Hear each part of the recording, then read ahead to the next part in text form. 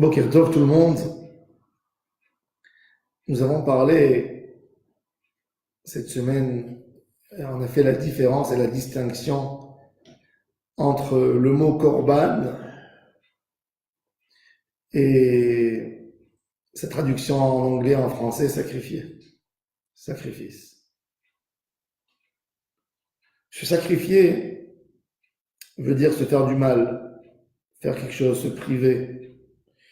Et le sens du korban veut dire se rapprocher. J'ai pensé que dans la vie du quotidien de tous les jours, il est très important, quand on a des relations, de ne pas se sacrifier, de se rapprocher. Dans la vie de couple, par exemple, tu as des relations que ne sont pas, elles sont dues à l'échec depuis le début. Pourquoi? Parce que dans cette relation, le conjoint, il se dit toujours, je me sacrifie pour mon conjoint. Je me sacrifie pour l'autre. Je me sacrifie, je me prive, et la personne, il peut se sacrifier une fois, deux fois, trois fois, quatre fois. Finalement, il lâche, il n'en peut plus. Et là, le jour où ça sort dans tous les sens. Par contre, si on avait un autre regard, de dire j'aime l'autre, puisque je l'aime à tel point, c'est un plaisir pour moi d'abandonner un comportement que j'avais l'habitude de faire pour rester à côté de l'autre en tout amour et que cette relation devienne une relation sérieuse. C'est-à-dire, ça dépend comment tu regardes.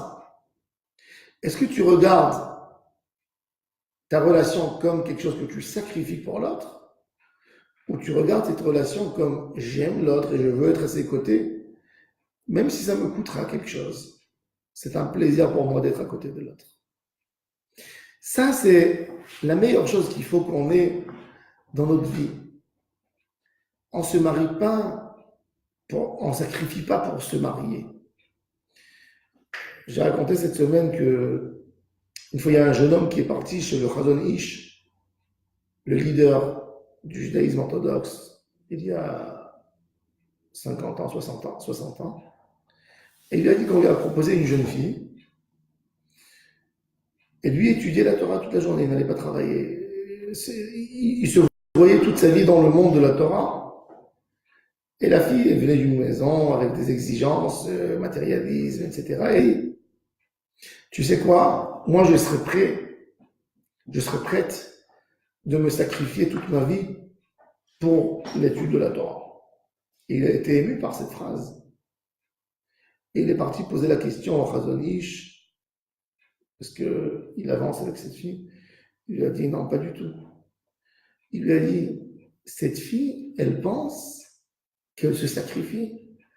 Elle ne bénéficie pas de la belle relation qu'il y a avec toi. Elle pense que toute sa vie avec toi, c'est un sacrifice. Elle n'est pas là pour être à côté de toi, pour bénéficier du bonheur de la relation. C'est dû à l'échec. Souvent, on a dans les relations du couple des gens qui disent il y a beaucoup de choses qui ne me plaisent pas chez mon conjoint. Beaucoup de choses qui ne me plaisent pas du tout. Mais je veux me taire parce que je l'aime. Finalement, après 1 an, 2 ans de mariage, l'amour, elle rentre dans une routine. La vie, elle rentre dans la routine. Tu restes avec les défauts, les choses qu'à l'époque, tu étais prêt d'admettre parce que tu aimais trop. Et finalement, tu sens que ça ne les vaut pas. Je suis plus prêt de me sacrifier. Ça, c'est la source du mal. C'est une relation qui n'est pas pure depuis le début. Tu ne te maries pas, tu n'es pas prêt de sacrifier. L'homme, il doit augmenter le côté d'amour pour l'autre, et puisque je l'aime à un certain point, donc ça me fait plaisir de le faire. Même dans l'éducation des enfants, dans la Avodat Hashem. Il y a beaucoup de parents qui perdent depuis le début. Parce que dès que l'enfant il veut faire quelque chose qui n'est pas bon au point de vue religieux, qu'est-ce qu'ils font les parents? Ils lui crient. Et l'enfant il dit mais je veux le faire. Et on lui dit mais Hachem a dit que c'est assourd. Tu ne peux pas faire ça Hachem. Alors il dit ah Hachem a dit que c'est assourd. Ok, je me prive pour Dieu. Je me prive un jour, je me prive 2 jours, je me prive 3 jours. Finalement l'enfant, à un certain âge, il pète un plan.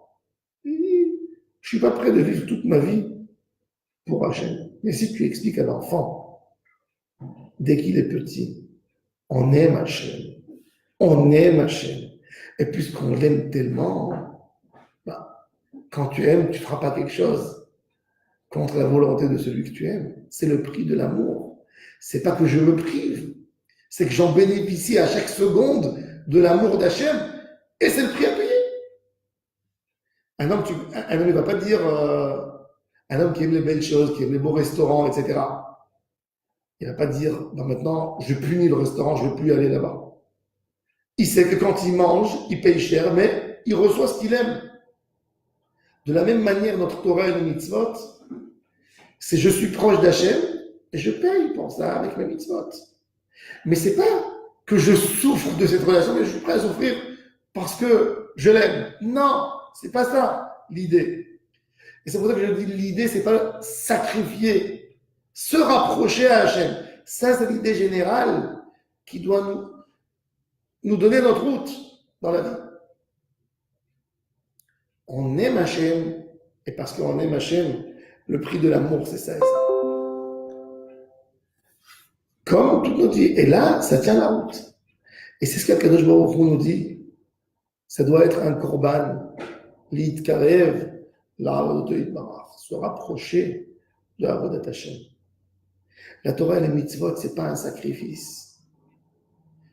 Si quelqu'un y pense qu'il se sacrifie pour Hashem, c'est pas bon. Il doit sentir la douceur de la Torah et des mitzvot, comme ça lui fait plaisir. Ça, c'est la base de l'avodat Hashem. Quand quelqu'un il fait que de crainte, à un moment, la crainte, elle n'existe plus. À un moment, elle a une limite, la crainte. Combien je peux faire pour la crainte? Mais quand tu fais pour l'amour, ça, c'est une relation que jamais ça cesse, jamais ça s'arrête. Toujours, c'est là pour améliorer. Et quand on se rapproche à Hachem, il n'y a pas de limite à combien on peut se rapprocher. Il n'y a pas de limite dans la avodat Hachem. Tu peux te rapprocher, te rapprocher, te rapprocher. Et chaque jour, tu découvres de nouvelles dimensions dans la avodat Hachem. Ça, c'est le tachlit de la avodat des korbanot. Un homme, quand il amenait un korban au Beth Amikdash, il ne fallait pas que quand il sorte, il dise « Oh, ça m'a coûté 2000 € ce korban. Ah, je saigne là. » Non. S'il sent ça, c'est très grave. Vaut mieux ne pas amener. Hachem, ce n'est pas les impôts. Ce n'est pas une amende que tu payes. Non. C'est l'Id Karev. Comme il dit le Rav Hirsch, que quand on fait la smicha sur le korban, comme si on veut se donner complètement à Hachem.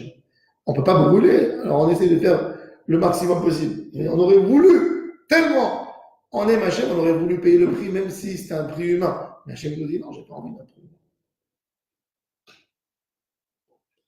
Ça, c'est le tachlit. Ça, c'est les jours de Hadar. Purim, à l'époque de Mordechai et Esther, Hachem était caché. Et la nation pensait qu'on faisait un geste pour Dieu. On fait un geste et on refait un geste. À un moment, la nation a abandonné Dieu parce qu'ils se sont dit, nous sommes dans l'esclavage. Nous n'avons pas toutes les conditions pour servir Dieu. Et quand ils ont vu, au moment de Esther, à quel point Dieu était là pour nous, à quel point Dieu était là pour mettre tout pour nous sauver. C'est là que la Gemara elle dit qu'ils ont refait Matan Torah de nouveau, comme si de nouveau ils ont repris la Torah sur eux. Là c'était mais Ahava, avec amour.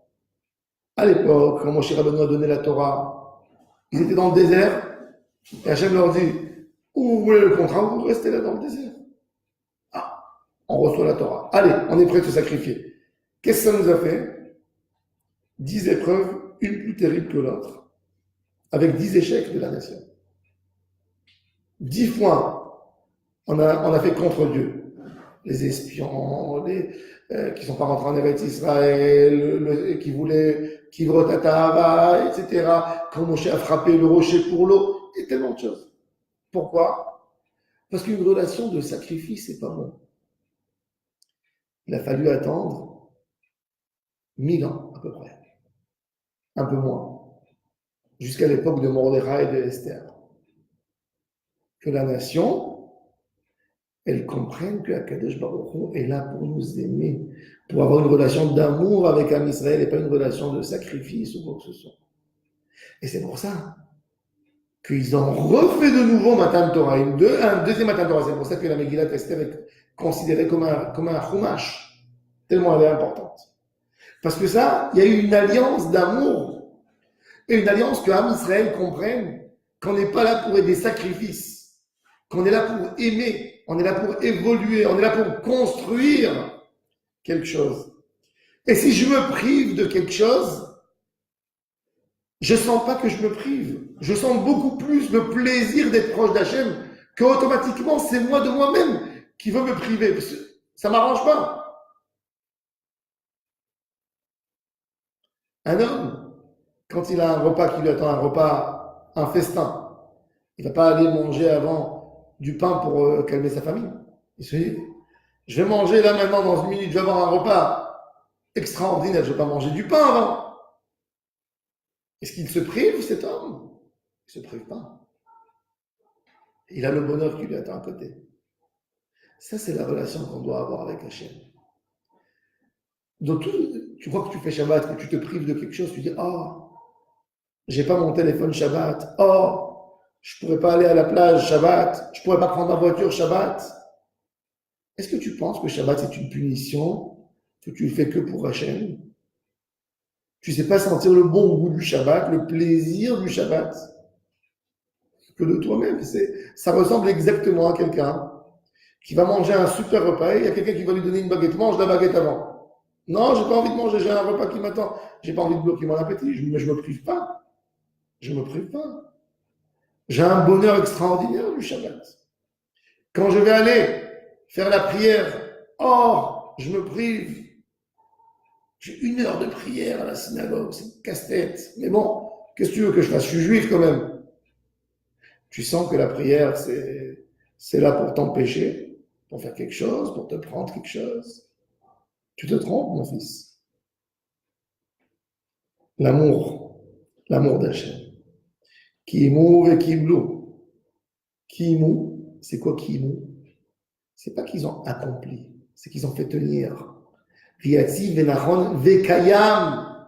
Si on veut que la Torah, elle existe toujours chez nous, éduquer les enfants avec amour. Que quand tu fais la mitzvah, c'est pas que tu fais la mitzvah. C'est que tu as une proximité extraordinaire à Hachem, ça va te faire plaisir à toi d'abord. Tu ne fais pas la mitzvah que pour Hachem, tu les fais pour toi. Pour tirer un plaisir. Et quand tu fais ça, tu trouves le plaisir de la mitzvah et il n'y a rien qui peut t'effacer cette mitzvah. Quand le Shabbat à la maison, ce n'est pas un plaisir. On fait Shabbat parce qu'on est juif. On peut être sûr que les enfants ne feront pas Shabbat après. Qu'est-ce que tu leur as donné? Qu'est-ce que tu leur as transmis? Que le Shabbat, c'est compliqué. Au lieu de leur dire le Shabbat, c'est le jour de ma joie. J'attends tout le temps ce Shabbat. Shabbat vient, je chante. J'ai une joie interne. Shabbat, ce n'est pas des disputes à la maison, c'est une vraie joie. Je montre à mes enfants que je ne me sacrifie pas, que c'est moi qui bénéficie du Shabbat. Nous, on bénéficie du Shabbat. On n'est pas là que pour donner, on reçoit beaucoup plus que ce qu'on donne. Là, tes enfants feront Shabbat toute leur vie.